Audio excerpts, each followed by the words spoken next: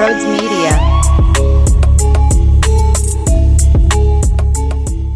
I just have a question. I mean, I like the Harden trade, I do, but I just think we gave up too much.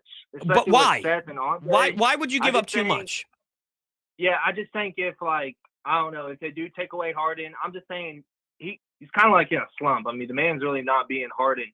And I know Joel Embiid's good and all. What do you mean he's not like being Harden, though? He's averaging 10 assists per game, and he's giving you over 20 points. I think this narrative, like at one point, was he scoring, averaging 30 at a clip? Absolutely. But James Harden is still one of the best scorers in this league right now. And let me just say this. Andre Drummond was walking anyway. So Andre Drummond, you're losing Andre Drummond. Ben Simmons is not even playing for you. So what you did was you replaced Seth Curry with someone who's a better scorer, a better rebounder, a better passer, and a better defender. So you upgraded Seth Curry in every single asset in this game. You improved him, and yet we still gave up too much with someone who's walking away at the end of the year and someone who's not even playing for you. I just can't wrap my head around it. Well, I just think, Seth Curry, you can bring him off the bench, and I don't think Matisse is a hit and miss. Like, some days he'll do good, some days he can't. He's basically like Ben. He plays good defense, but what's he going to do? And, Tyrese Maxey's been playing good, but, he's hit or miss too, really, this season. Well, let me ask you this. If they awful. Tobias is awful. No, he's not awful. He's just not worth the money that he's paid, but he's not an awful player. If you ended up not making the deal, you think that you feel better about them making a playoff push compared to making the deal? Well, I wanted him to go to the King or go get Sabonis from the Pacers. What? Come on. I can't do this. I feel like you're trolling me. I really do. I think Steph Curry's too much. Where would Sabonis play with Joel Embiid? Yeah, I see where you're coming from. Yeah, I'm sorry. I really can't get behind that rationale at all. That would be a horrendous move. So you're now trading Ben for Sabonis, but you get James Harden, and that doesn't satisfy you? I really appreciate the call. Look, I don't want to, come at your throat here and start ripping you apart. It's fun. It's just sports debate. It's no hard feelings, but I'm sorry. I just can't see how anyone can say Seth Curry's too much to give up, but you got a better Seth Curry by every single angle of the game, in every way possible, in every single possible way to play the game of basketball. You got a better Seth Curry, and you gave up Seth, so you improved that position. You got rid of someone who's not even going to be here next year, and then someone who's unwilling to play and holding you hostage. So I can't comprehend how Sabonis would be enough. He can't play next to Joel Embiid. And what would that mean for Tobias? He can't play the 3. So Toby's at the 4. Where would Sabonis play? That doesn't even make sense. I would never trade a Ben Simmons for a Sabonis if you just realize that the start of a package with Ben gets you a James Harden. Well, I'll go with some Sixer questions here. I'm not going to dwell too much on that debacle from last night, but a couple things are of concern to me. My first question is this: the Harden acquisition notwithstanding, do you think it's as important as I do that Daryl Morey gets some gems out of these veteran buyouts to formulate some semblance of a bench? Because that's what concerns me. When Harden and Embiid have to go to the bench to get rest, where do the points come from when the second unit comes in?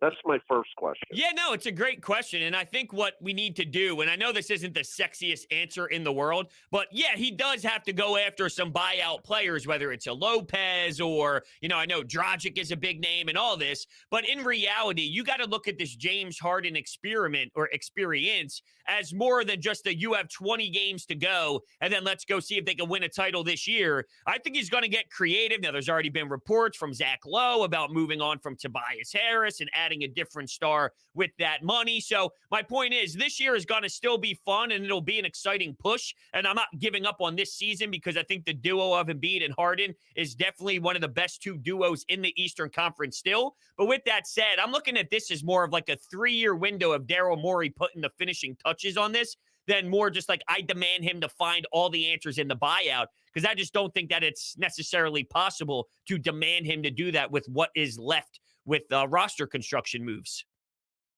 Gotcha. Yeah, my second question, and I've noticed this a lot this year, and it was pretty evident last night. The one area where, like it or not, they are going to miss Ben Simmons is on the defensive end, with his size playing the wing defenders.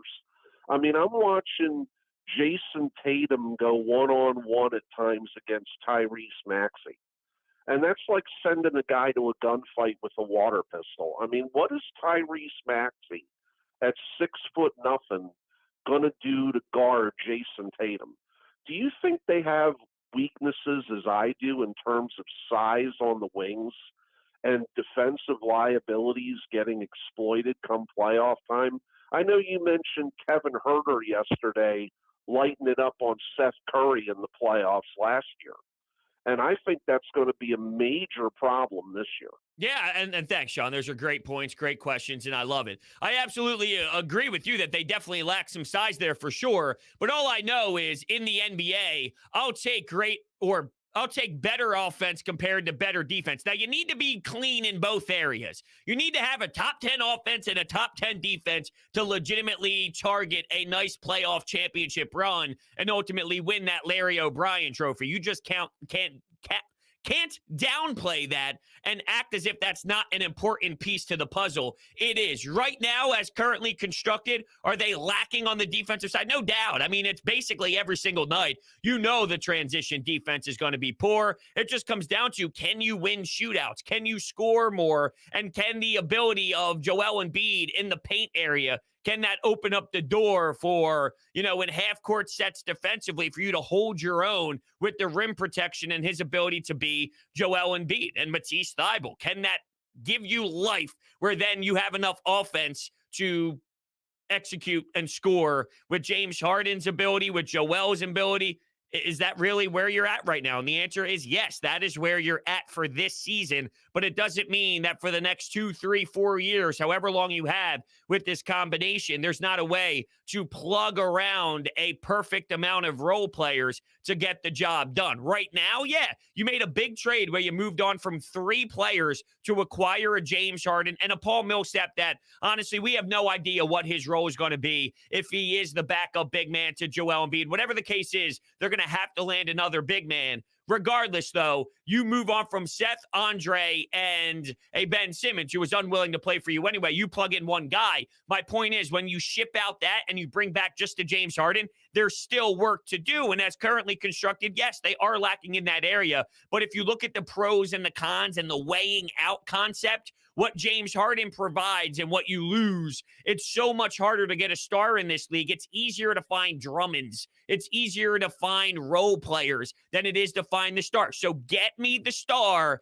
and then let Daryl Morey work his magic to figure out exactly what you're going to do after that. This is the proper step to get to the ultimate goal. It's a 5-step process, okay? And we're just in the middle of those steps. You can't just snap your fingers and then automatically have that size and have that defense that you're looking for when you make the move that you did with the Brooklyn Nets. And that's kind of how I see it from there. I have a funny thing to tell you, but this might also disgust you at the same time what I read in this group chat about the Phillies. Uh-oh.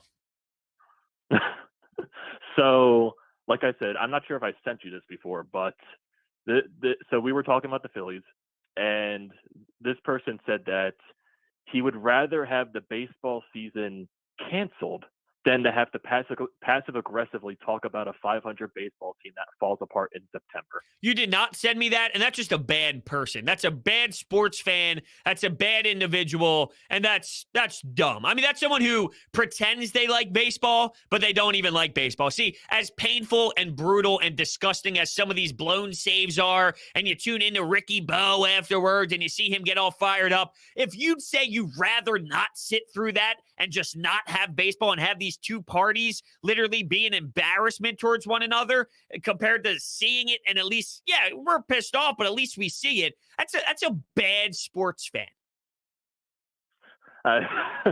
This man just really hates the Phillies, but this is another. Well, point is he a baseball fan?